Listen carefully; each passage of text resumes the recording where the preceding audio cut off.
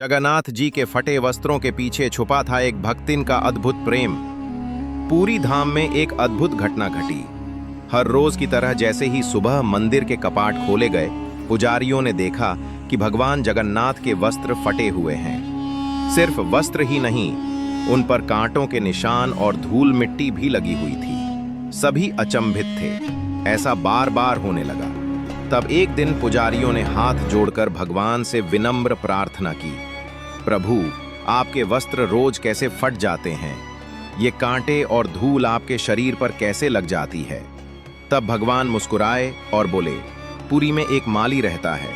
उसकी बेटी है बेला। वो छोटी सी है, लेकिन उसकी भक्ति बहुत विशाल है।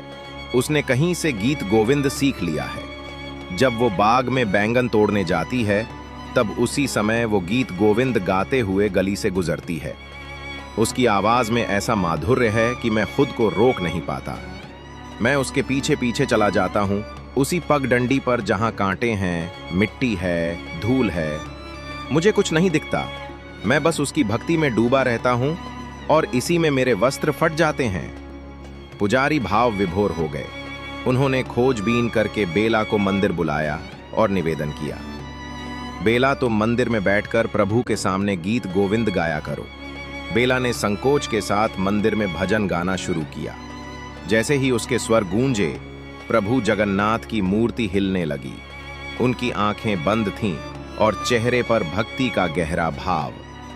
अचानक प्रभु बोले, उसे मेरे पास लाओ, उसे मेरे हृदय से लगाओ। जैसे ही बेला ने प्रभु को गले लगाया, वह मुस्कुराई और उसी क्षण उसके प्राण प्रभु में समा गए। वह सदा के लिए प्रभु के प्रेम में विलीन हो गई। इस घटना के बाद से पूरी में ये मान्यता है कि बेला की भक्ति का रंग प्रभु के वस्त्रों तक ही नहीं, उनके हृदय तक चढ़ गया। तो बताइए, क्या आपने पहले कभी सुनी थी भक्त बेला की यह अनुपम कथा?